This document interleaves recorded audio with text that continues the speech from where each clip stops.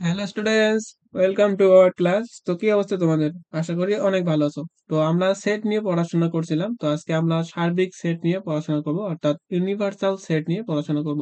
তো চলো আমাদের ক্লাস শুরু করা যাক। তো এখানে আমাদের সার্বিক সেট দ্বারা কি বোঝায়? সার্বিক বলতে বোঝায় কি, সবকিছু নিয়ে যে সেটটা আমাদের গঠিত সেটা হচ্ছে আমাদের সার্বিক সেট। অর্থাৎ কোনো একটা সেট থেকে যদি আমরা বিভিন্ন ধরনের সেট গঠন করতে পারি, ওই বিভিন্ন ধরনের সেট গুলা যে সেট থেকে উৎপন্ন হবে সেই সেটটাকে আমরা সার্বিক সেট বলতে পারি। তো যদি বুঝতে না পারো তাহলে আমি আবার আর একটু ভালো করে বোঝানোর ট্রাই করতেছি। মনে করো আমাদের একটা সেট পি সেট দেওয়া আছে, যার উপাদান হচ্ছে এক্স কমা ওয়াই।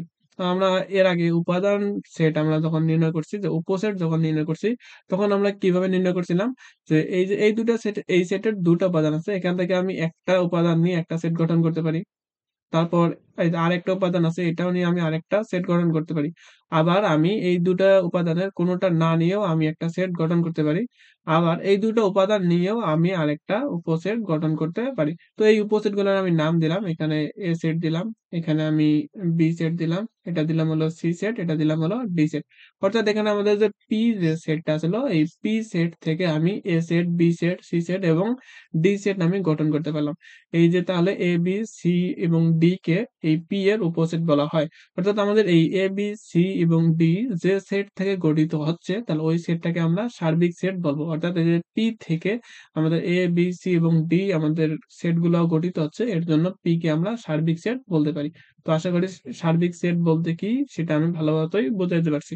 তো এটাকে যদি আমি আরেকটু ভালোমতো বুঝাইতে চাই, মনে করো আমাদের একটা সেট আছে, স্বাভাবিক সংখ্যার সেট, 1 2 3 4 5, এরকম করে আমাদের এদিকে সেটটা চলতেছে। আমি এখান থেকে জোড় সংখ্যাগুলো নিয়ে একটা সেট গঠন করতে পারি, যার আমি নাম এ দিলাম। তাহলে আমি যেগুলো জোড় সংখ্যা আছে, কি কি আছে, 2 আছে, 4 আছে, 6 আছে, এরকম করে আমরা একটা সেট গঠন করতে পারি। তারপর আমি আরেকটা সেট বি সেট গঠন করলাম, যেখান থেকে বিজোড় সংখ্যা যেগুলো আছে, সেই বিজোড় সংখ্যাগুলো নিয়ে আমি একটা সেট গঠন করতে পারি। তাহলে 1 3 5, তারপর এরকম করে দিকে চলতে আছে। তারপর এখান থেকে আমি 2 এর গুণিতক সংখ্যা নিয়ে আমি একটা সেট গঠন করতে পারি। 2 এর গুণিতক সংখ্যাকে আমি সি দ্বারা প্রকাশ করলাম। 2 এর গুণিতক কি? 2 4 6 8, এরকম। তাহলে এই যে এন যে একটা সেট আছে, এই এন একটা একটা মাত্র সেট থেকে আমরা বিভিন্ন ধরনের সেট গঠন করতে পারতেছি। এর জন্য এই এন যে সেটটা আছে, এই এন সেট থেকে আমরা সার্বিক সেট বলতে পারি। তো আশা করি এটা খুব ভালো মতোই বুঝাইতে পারছি।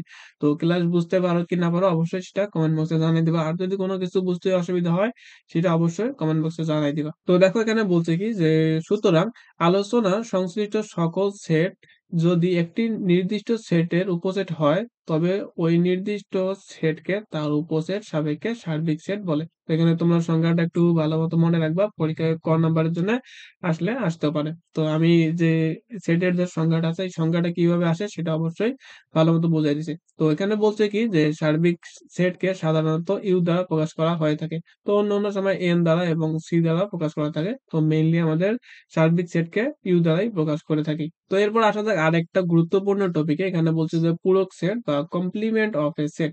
অর্থাৎ পূরক সেট কাকে বলে, এটা খুবই ইজি একটা টপিক। তো আমাদের মনে করো এখানে একটা সেট দেওয়া আছে, এটা হচ্ছে আমাদের পুরা সার্বিক সেট, আমাদের ইউ দেওয়া আছে, সার্বিক সেট ইউ দেওয়া আছে।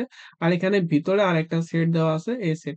আমরা যদি এই পুরা সার্বিক সেট থেকে এই এ সেটের যে অংশটা বাদ দেই, এই অংশটা যদি বাদ দেই, তাহলে বাকি যে অংশটা আমাদের থাকে সেটাই হচ্ছে এ সেটের সার্বিক সেট। অর্থাৎ কোন একটা সার্বিক সেট থেকে যদি আমি ওই সেটটাকে বাদ দেই, তাহলে আমি ওই সেটের পূরক সেট পেয়ে যাবো। তো পূরক সেটকে আমরা এ সি দ্বারা প্রকাশ করে থাকি। তাহলে এ সি, এই সি কোনখান থেকে আসলো, এই সি আসলো আমাদের কমপ্লিমেন্টের সি, অর্থাৎ এসি। এটাকে আমরা কিভাবে লিখতে পারবো, আমাদের সার্বিক সেট থেকে আমাদের এ সেট থেকে যদি আমরা সার্বিক সেট থেকে যদি এ সেটটাকে বিয়োগ দেই, তাহলে আমরা এ সেটের পূরক সেট পাবো। তাহলে আমি একটা আরেকটা সেট নিলাম বি সেট।